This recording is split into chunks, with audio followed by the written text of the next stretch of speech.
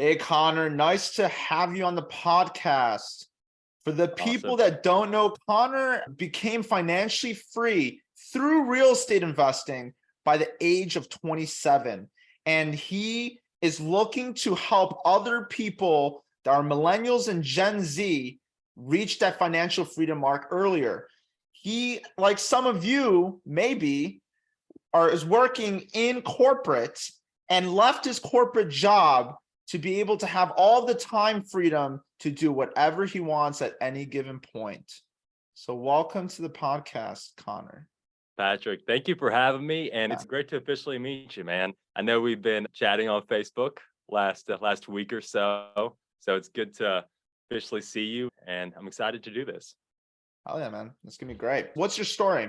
How did you get started? What was your background? Sure. So my background is actually not in real estate. My professional career started in the medical field. So I got into medical sales very young, worked really hard and had a good amount of success very quickly. And by the age of 23, I was the head of sales and operations for the state of Michigan for a national durable and disposable medical equipment company. And when that happened, I thought that everything would change. I thought I would be happy. I thought I'd feel fulfilled. I thought that the skies would part and my world would change, but none of that happened. And I felt hollow. And I felt hollow because I was building something else for someone else. It wasn't mine. And hopefully that may resonate with a lot of people listening to this call where you're working in these big companies and they're big machines. And it's hard to feel purpose in that format. And here I was at 23. All my peers were in their 40s and 50s. So, thought I would feel like I had made it, but that wasn't the case. And around that same time, the book Rich Dad, Poor Dad came into my life and just changed everything for me. And I thought, wow, like I could have purpose in my life through this crazy idea of investing in real. Literally 3 months after reading that book, I had moved back to Houston, where I'm from originally, and bought my first house. And I had no guidance, no mentorship. I was operating with a very simple formula. And that formula was wealthy people own real estate. So if I can find ways to own real estate, I too can become wealthy. And from there, it just became a matter of how can I find ways to buy real estate? So at the time, I was working in medical sales full time. And by full time, 60 to 80 hours a week, medical conferences most weekends. I was covering 4 states, racking up a lot of frequent flyer miles. And what's interesting and a big misconception about investing in real estate while you have a full-time job is a lot of people think that if you have the full-time job, you start investing in real estate, you're going to do worse at your. But for me and for most people, it's the opposite. Once you have that thing that you're excited about and a place to put your money, it's you go full force into your job because that's where you're making the money. So I doubled down on personal development and growth and really just sharpening my skill set in the medical sales field. I wanted to make as much money as I could because the more money I made, the more money I could put into real estate. And for me, things started to compound once I got around the right people, got better guidance with how I should be investing my capital. And yeah, after a couple of years, at the age of 27, hit the financial independent mark. And shortly after that, retired from corporate America to go full time into real estate, not just as an investor and flipper, but as an agent as well, with my mission being to help millennials and Gen Z achieve freedom and purpose and autonomy in their lives through real estate. Because there's so much confusion and frustration and anger towards the housing market and from that age group, from that demographic. And here I am, a millennial, and I love real estate. And I feel like it's just because I dove in, fell on my face a bunch, but luckily had some people show me how to do it. And it's a lot easier than you think, regardless of your financial situation, where you're at with your job or money in the bank. There's ways to do it. And so that's really my mission now, helping Gen Z and millennials get into real estate. Yeah, If it's an I awesome could do it, story, then man. yeah. It's an awesome story. And it's crazy how you were grinding in a specific field and you realized, wow, there is a cap. and Yeah. it's not really as fulfilling as I thought it was going to be. And you start realizing that the rich don't, as Robert always says, how do you say his last name? I don't know. Robert Kiyosaki. Kiyosaki, yeah. As he always says, is you want to buy assets, poor people buy liabilities, right? And it's interesting because it's true. So when you bought that first property, what was the goal with buying that first property? Was it to make money, or was it really just was it primary residence? What was the whole point? The first property was a primary residence. And for everyone listening to this, I've got some really bad news for you. Your first property isn't going to make you rich, okay? But your first property, what it's going to do is it's going to set the foundation for learning and growth and development for you to have an incredible financial footprint. And that's what it did for me. Luckily, I bought a house that was under market value. It needed a good amount of cosmetic updates, which I did over the course of the next year. And at that time, I found out about bigger pockets and learned about cash out refinances. And so I unintentionally did a BRRRR. If you're not familiar with the BRRRR, it's an acronym that stands for buy, renovate, rent, refinance, repeat. So it's a way to recycle your capital if you buy correctly. Luckily, I'd purchased under market value. So that's what I did. I fixed up the house as I lived in it and was working full time in medical. So sometimes I'd do the work myself. Oftentimes I had a contractor where I'd be out of town. He had a key to the house. He'd be working there while I was in New Mexico or wherever, selling different stuff to doctors. And then, of course, the year got it fixed up, and then bought another house after, and then moved into that one and rented out that first primary. And then I was able to just snowball from there because I had one rental property. And I thought that was so wild. Oh my gosh. Landlord. Wow. You get that check in the mail. You're like, wow, this is awesome. I just slept I didn't even do anything in the whole month, and I just got $400 or whatever it is. I remember specifically the moment where I thought, wow, I think I'm going to like this. It was end of October, and I remember there was going to be like a month before that the tenant moved in or something. There's like a gap, right? Where I bought the new place and gap in between. A tenant texts me and says, hey, can we move in a month early? And I said, yeah, sure. So they drive over to my place, and the tenant runs up, knocks on my door, hands me a check for $1,850 or $1,900 or something, and says, all right, got to run, bye, and leaves. And I remember just looking at that check thinking like, wow, that is wild. So you didn't have to convince them, you didn't have to sell them. Yeah, I was like, wow, I need to get a lot of these. This is fun. That was like the turning point where I'm like, okay, jets are going on. Let's do this. I think it becomes more real when it's an actual check in person versus just hits your bank account. I feel like that person handing it over to you and saying, take my money, my $2,000, because you are providing a service and you don't, it's just insane, man. It's just an insane feeling for sure. Okay, so that addiction, right? So you got that check, right? And at that point, your dopamine spiked and you're like, wow, this is what I want to do. This is it. This is awesome. So from there, you bought your next property. Why were you going towards the primary residence route? Why didn't you just buy it as an investment property? At the time, I was under the impression that the only way to buy an investment property was 20% down. I knew I wanted to move to a different part of town, different part of Houston. Was like, let me buy a new primary. Got there, got situated, and then started buying houses 20% down, which you do the math on that, you run out of capital pretty quickly. So I remember telling myself, okay, if I can buy one house a year for 5 years, by the time I'm 30, I'll have 5 houses. And I was like, oh my God, that'd be crazy. So I was doing the math, $100,000 house, 20% down. It's probably going to be another 5 in closing costs, another 5 to fix it up. So about $30K a year, I need to be liquid. And I'm like, I can do that. I can make that happen. And did a few like that, and then met some guys that were using hard money. And then I was like, okay, like that makes more sense. And hard money, it seems so scary whenever you don't know about it, because you look at this, granted, we're in some relatively high inflationary period right now with 7%, but back then you're buying houses at 3%.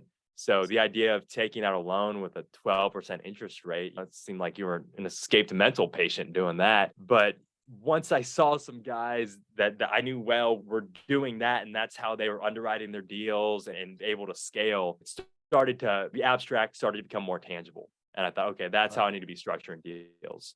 But then once you go down that road, you're doing a totally different buying criteria. You need to buy extremely distressed and way below market value to have the deals make sense with those interest payments. But it's a better strategy for we're actually scaling, but that's another conversation for another time. We can get in the weeds with all that. But yeah. Awesome. So you got your second property. What's next? What's really on your mind? How do you scale this thing? Yeah, it's funny. I think it was really like once I got to 4 or 5, that's when everything started changing. Because it's funny, and everyone listening to this, you probably hear this, right? If you've got 1 property or 2, your friends and family are probably telling you like, wow, you're doing all that work and your cash flow is $100 a door or $200 a door. Is that worth it? Like the short answer is no, it's not worth it for the capital, for that cash flow. But whenever you own real estate, you make money 4 ways. And the cash flow is honestly one of the things that I care least about. So you make money from cash flow, you make money from debt pay down from the tenants whenever you have a tenant paying down your rent, you make money from the appreciation, which we'll talk about in a second, and then you make money from the tax benefits of the things you can write off. Those first handful of houses that you get, for me, I focused on buying in areas that had a lot of appreciation. I thought these houses are going to be worth a lot more in a couple years. They're not going to cash flow great, but the appreciation is going to be there. So what I did was I had these properties sit for a year or 2. They went up in value, did cash out refinance, pulled out a good amount of capital, and then I had some money to play with. And then I was able to scale it. And then as you buy more, you have more cash flow, then your expenses go down. And then at 27, whenever I hit the financial independent mark, where my whole life was paid for with my real estate, what was so exciting about that was you hear financial independent, you think, wow, okay, he's going to retire and go sitting on a beach somewhere and drink fruity drinks with an umbrella straw. But no, the reason it was so exciting was because then I knew all the money I made in medical sales, 100% of it could go back into my real estate. That's what was the most exciting thing about hitting that mark. For sure. And so did you quit your job since then, or do you still work? Yeah, I'm totally out of medical. Yeah, full-time in real estate. Yeah. That's awesome, man. That's awesome. So your strategy is just buying single family homes and doing the BRRRR method? So actually I do multifamily as well. Got it. So I have a couple different strategies. Most recently there's been, I've been getting into the short-term rental market, Airbnb, VRBO, Furnish Finder. So essentially a place that is furnished where you can charge a premium. And I've taken a different approach than a lot of people may have. You think Airbnb and you think big beach house, right? Or a big house where you fit 20 people in there and the big family rents it for the weekend. But I do the opposite. There's something that Malcolm Gladwell is author of Outlier. One of my favorite authors. And he has this quote where he said that he looks at what everyone is doing and then he does the opposite. When everyone started to go to the internet, he said he started spending more time in the library, and that's where he got a lot of his ideas for his book. So everyone doing that, and I said, don't know, that doesn't fit what I want. So I built essentially what I would want, if that makes sense. And so so ones that are furnished, that have a kitchen in good areas, and they've done exceptionally well last year, and bought some more as of late. So it's been nice. That's awesome. With your type of properties, what are you seeing in terms of the guests? Are they easier to deal with? Are they harder? What's the customer avatar? Where are you buying them? Maybe give a little more info. Sure. Yeah, here, I'll rewind and tell you like how I built out the avatar, because like the why is so important. Because for years, I live in Houston, so we're right by Galveston. You may be familiar with Galveston, big vacation rental market. It's a beach town. And I was super opposed to Airbnb. It just seemed like a headache. It seemed like a mess. And what happened was I was in the process of buying a place, and the closing got pushed back, and I had to like move out. It was kind of tricky. So I was like, okay, I'm going to have to stay in a hotel for a month or 2, like while this closing gets worked out. And I was like, let me have this be cool. And I'm going to book an Airbnb. So booked an Airbnb, and all I was looking for was a place with a kitchen, private place. I didn't want a shared area, and I wanted it to be near a Lifetime Fitness. So that was my criteria, those 3 things. It's very easy to satisfy. Really in this situation. Here's what happened. So I book a place and it's $2,500 or $3,000, something like that. Show up and I realize I don't have any check-in instructions. So I'm knocking on the door, no one's there. I'm texting the host, calling the host, no one answers. This is weird. Airbnb ends up refunding me. The host gets in touch with me later that night and says, "Oh, I'm sorry, I didn't even know the listing was live." I'm like, "That's weird." Wow. And then I'm like, "Okay, let me book another one." Book another one. The same exact thing happens. And I go and book another place and I request to book there. They don't get back to me. And I'm trying for a week to say, "Hey, take my money. Here's $3,000. All I want is a private unit with a kitchen near Lifetime Fitness." And no one could do that. And so in that moment, I realized, okay, I'm going to build this. That's what I'm going to do. Yeah. So I literally bought a building near a Lifetime Fitness and built this. Yeah. And so that's my business model. It's catering to people that wanted what I want. And Your it's been business fun. model is getting whatever the hell you want. That's what you go out and get it. If you can't find it, you just buy the whole building out and there you have it. That's your solution. That's the power of real estate right there. Totally. And then it's funny with the actual clientele, and your audience may be familiar with this already. The surprising thing is if you live in a big metroplex, half your guests are going to be people from the area. I just had a woman stay in one of my units and she was there for a month or two and she lived just across town. She's doing some renovations at her place. And so it's super common to get people from in town. And in Houston, it's a big mecca for medical, for oil and gas. Right. So it's mostly business travelers. So these are smaller units, sub 700 square feet.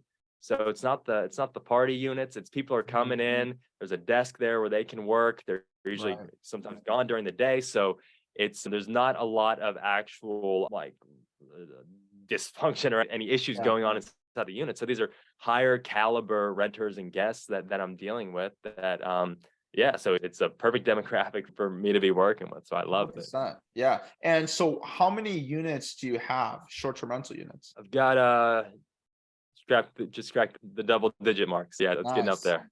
Yeah. Nice. And they're all 1-2 bedrooms? So all 1-1s. All 1-1s. So you're going down the 1-1 strategy. There are some people in this industry that do just 1-1s. And that's what they love to do. And it works for them. And there's so many. I've got other stuff as well. I've got other single family. So it's not like I'm just all in on this. Yeah. My strategy is actually, so with these 1-1s, they're in areas with heavy gentrification and they're on large lots. So the plan is to, in 4 or 5 years, when we see some great appreciation, rates go down a little more, to actually tear these things down and do new builds. So if you're on a corner lot and you're doing a new build, you have 2 sides of the street that are front facing.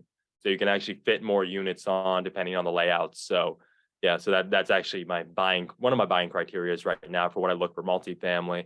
Large lots, large corner lots, downtown Houston. Yeah. And the cool thing here is you're planning things 3-5 years, maybe 10 years even in advance. And I think those are the most successful real estate investors, the ones that not only buy cash flow now, but realize, hey, this is an up and coming area, or this is what I'm going to do in X amount of years after I have a chance to refi. For instance, right now, the people that are winning are the ones that are playing chess and are 20 moves ahead.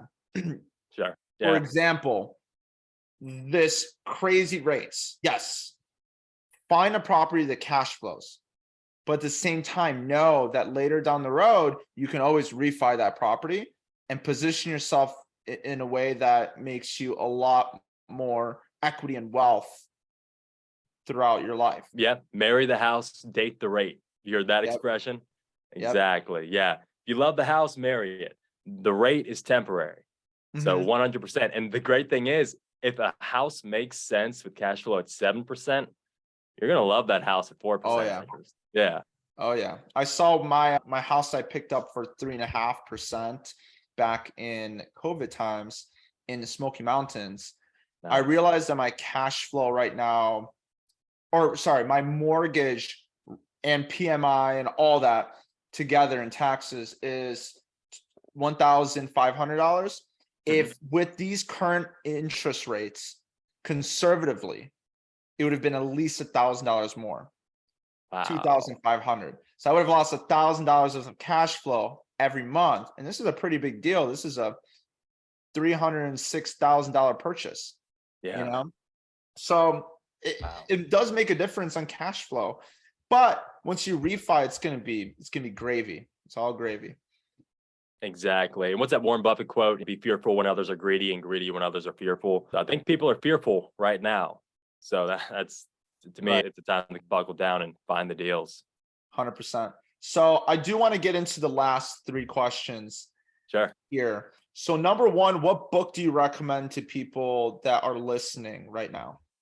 Oh, tell me a little bit about your audience because they probably already read Rich Dad Poor Dad. I Just don't want to say. your favorite book. It doesn't matter. It doesn't have to be a short-term rental book. It doesn't have to Okay. be a business book for that matter. Ooh, okay. Man, there's a couple. One that comes to mind is it's called The Fish That Ate the Whale. It's a story of Samuel Murray. Have you read that I've one? I've never read it. No, It's I've never heard that. it's about this Russian immigrant who came over to New Orleans, migrated from Russia to New Orleans in the early 1900s, and essentially built the biggest banana company in the world. And it's a story of how he did it and how he was able to leverage. And I read it at the same time where I was trying to leverage in my own real estate business and was on the fence with feeling comfortable with taking certain risks. And hearing his story, it really was a big catalyst to me saying, okay, he did it. He built this banana empire. I need to build my real estate empire. And he was so in the thick of it. He was at the height of his wealth and power. He was literally living on these banana plantations, sleeping in huts. It would be like the equivalent of Tim Cook living in China, sleeping in a shack outside of the Apple factory. So it's a wild story. The Fish That Ate the Whale. The audiobook's great. Yeah, so I recommend checking that one out. That's the kind of recommendation I was looking for. And honestly, if somebody else says the same book twice, it's probably a really good recommendation. But there's certain charm to books like that not a lot of people know about, but really have an impact on certain people, quite Yeah. frankly. I feel like it's such a Oh, timing thing too. it is. Yeah. It is 100%. So what advice would you give to people that are just starting out and want to get to your level?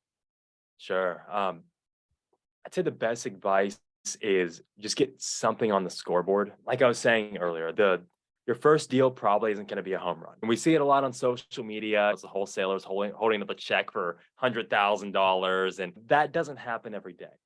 So just getting a deal, getting something, buying a house, buying a primary residence is such a big win in this market, in this landscape. And I talk to my clients about this all the time, where if you're millennial or Gen Z, like it seems confusing to buy a house. There's a lot of misinformation out there, but getting that house locked down and where you own that place and it's increasing in value. And in a couple of years, you're going to have 100K in equity. And whenever you go to sell that or rent it out or refinance it, you can capitalize on that equity and then invest it somewhere else. And all that's happening because you bought that house. If you didn't do that, then and you were just renting that whole time, you wouldn't have that money. So it's just taking that perceived risk, because I say risk in quotations because I think that it's really not too risky to buy a house with conventional financing, because you have the bank being the big brother and the training wheels of the situation. And a bank is not going to lend on a property if they don't strongly think that you can pay for this thing. So that's my best advice. Just get something on the board, and it doesn't have to be the home run deal. Just buy something in a good area that's going to appreciate. And you from 5 years from now is going to be so thankful you did that. I think the number one thing I hear from real estate investors, all ages, is I wish I started earlier. I tell Totally. myself the same thing, and people look at me and they're like, "You're 26. What do you mean start earlier? You're already Sure. early." And it's all perspective at the end of the day. But yeah. Totally. So let's dive into this one, which I do want to take some time for us to really dive in. What's the future for Conor, and what is your big mission vision moving forward? Sure. My mission right now is helping Gen Z and millennials create more freedom and autonomy in their lives through real estate. So that looks like a lot of different things. Looks like buying primaries and helping them scale to get investment properties. But I think that real estate is the most powerful investment vehicle on planet Earth. I've seen what it's done for me in my life. And hey, I'm a millennial who just bought a house 5, 6 years ago and was able to scale it. And I love my life. My life is awesome. And one of the reasons why my life is so great is because of things that have happened for me in real estate.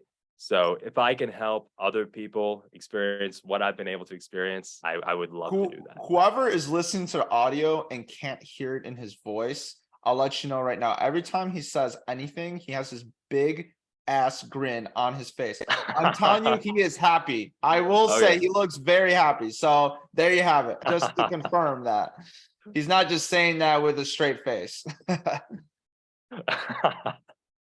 got a lot of reasons to smile, man. That's awesome, man. So you're looking to do that. How do you plan on doing that? So really just getting the word out. I've been posting more on social media about this mission specifically and catering a lot of the information that I'm putting out to speak to this demographic, this niche. And like I said earlier, I mean, there's so much frustration and discord and disdain for millennials, like our age group, right? Like I'm sure you see it with the people you grew up with. And it doesn't have to be like that. Life is better when you're not pissed off. And it shouldn't be, I see all this hatred towards landlords and property owners. And it's so misplaced, so misguided. And there are people on this planet like Patryk, like myself, who are wanting, willing, and able to help show you the roadmap on how to do these things. I can tell you right now, it's not hard to buy your first house. It's not. Yeah. Even though it seems very daunting. And even if it is daunting, find somebody that you can trust to help you along the way. That's why realtors are a thing. I'm going to plug Conor right now as a realtor. That's an example. So find the local expert in that market and go to them. That's the big thing. So there's no excuse not to start. It's just taking action at the end of the day. Yeah. So Conor, how can people reach you? So check me out on Instagram and TikTok. It's Conor, CONOR _ the Kearns group. And Kearns is spelled KEARNS. And from there, you can get my email and website, all my contact info. But those are the two best places to reach me. Awesome. So Conor, thank you so much for sharing your story, inspiring other people. And I condemn you. Your mission is awesome. I think you're going to freaking kill it. Follow Conor. He's going to be throwing up way more content out there. We're actually both in the same mastermind for creating more and more content. And that is because we truly believe that we want to give back as much as we can and really help other people realize their mission and visions for their life. Awesome. Absolutely. Thanks for hopping on, Conor. Absolutely. Hey, Patryk, thank you for having me. This was awesome. Had a great time.